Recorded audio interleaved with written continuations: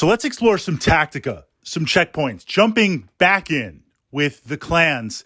In terms of battle value, clans versus inner sphere. Now, certainly there's a difference in tech level. The clans are more advanced. You also see the introduction as a primary force with the clans as battle armor. That's not to say that they don't have tanks or air support or even infantry, but this idea of the clans, mechs, and battle armor working together. And as a clan player, you want to take advantage of battle armor because there's a lot of tactica behind it, but it is something very, very unique to the clans. You want to master that for that narrative. Later on, as tech is recovered, there's a lot of different battle suits and battle armor for inner sphere as that lost tech is expanded on. Now, the balancing out part with this tech, I won't even say, in my mind, clans, it's like the difference between maybe World War I and late war World War II. There is a massive, massive difference in tech. But Battletech balances it out as an option by battle value. 8K battle value, 8,000 battle value, inner sphere, that's a lot of toys. That's a couple of lances. That's some support units. That's some artillery. For clans, in terms of a star, 8K, it's not as much as you think, especially when you jump into the heavier heavy mechs and the assault mechs. They are extremely battle value heavy. And this ports over to another tactica. When you take a piece in Battletech that has high battle value, I mean, we can see this with Inner Sphere. You take an Atlas or an Awesome, it's only one piece. It's only one model. It's only one miniature. It's only one mech. And I'm not downplaying them. You really need to be tactically sound with having so much battle value tied up in that piece. With the clans, just by default, all of your stuff is going to be a lot more expensive. You need to play very, very aggressively. And with that understanding, your battle value needs to be out there earning. Now, the offset, of course, is the tech level. You're generally speaking, across all the weight classes, faster, can take a little bit more damage, but your weapons can deal, depending on the type of mech, 2 to 3 times the rate of damage compared to inner sphere mechs.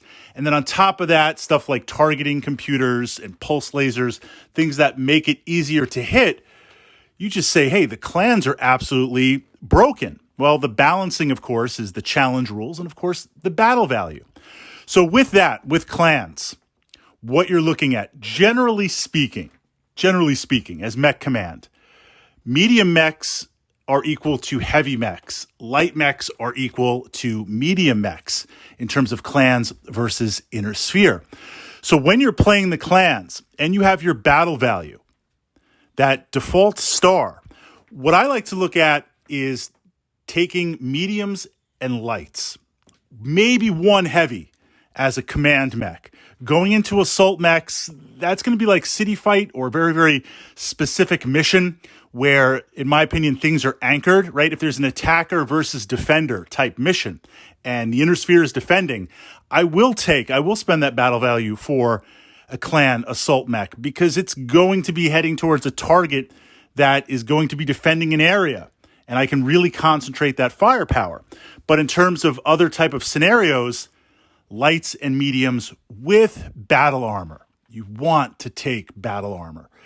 That type of battle value, we're riding this kind of fine tactical line of, I want to have enough stuff on the table, so not only initiative, but if I take a loss or two, but at the same time, I do want to capitalize on the massive firepower of the clans. So with that, the battle value you have, 8K, it's going to get spent very, very fast, where inner sphere is going to have tons and tons of stuff. So I want to look to mediums, primarily mediums, or the heavier lights, backed by battle armor. That's kind of that sweet spot. Now, let's jump in with this framework, target priority, because the biggest thing with clans, in my opinion, mechs you'll become familiar with pretty fast. But battle armor is unique because they're not mechs. They're definitely not infantry. They're not tanks. You need to have some sort of delivery system to get them to where they're going to go. They could walk. They could move normally. That's fine for when they're deployed in the action. But delivering it up there You want to take advantage of that. So that delivery system could be an airdrop. That delivery system could be the various mech hookups that are going to deliver it. Fortunately, that's good with the clans because a lot of the mechs can do that, and that's that primary delivery system. Once they're in there, I find that the battle armor is great for eliminating vehicles and mechs that you've already put the hurt on. Kind of as a finisher. That's not to say you can't have battle armor directly attack a mech. I mean, that's what they're designed for. But with the clans, generally speaking, jumping back to this framework of battle value, you are going to be outnumbered. You are going to be potentially outgunned in the beginning. You need to be eliminating, depending on the battle value, 1, 2, or 3 units a turn. And imagine losing a mech or 2 mechs a turn or 3 mechs a turn at the higher battle value levels. That's possible with the clans. So if I really damage a mech, I want to move on to the next and have the battle armor finish that off. As a clan player, I need to bring down that initiative because I am extremely outnumbered. I need to reduce that and get that equal or less as quickly as possible. On the opposite side, as an Inner Sphere player, you need to be aggressive. You need to be focusing everything and trying to eliminate the clans as quickly as you can, because we see this normally with wargaming. When you start out at a certain battle value, every turn it's getting less and less and less as you take losses. A weapon gets blown off, that's 120 battle value. It all adds up. You're getting weaker and weaker and weaker.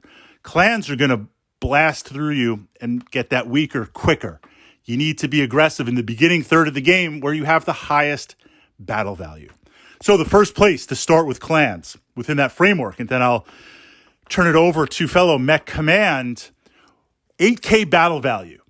8K battle value. Clans, what are you looking at? What are you looking at? I'm looking at mediums and lights. That's going to build out my star. And some of those mediums have tremendous range, firepower, mobility. They're crazy. You're like, this is broken. And I'm also definitely looking for a third or a full complement of battle armor to cause as much chaos as possible within that focus. Depending on the mission, that is when I would jump into assaults. I probably would take a heavy as a command mech, and there's a couple of heavies that I think work really well as brawlers and command mechs, and we're going to jump into that next. But in terms of battle value in clans, I wanted to give you that framework to look at, to consider, both from the clan perspective and as the Inner Sphere perspective.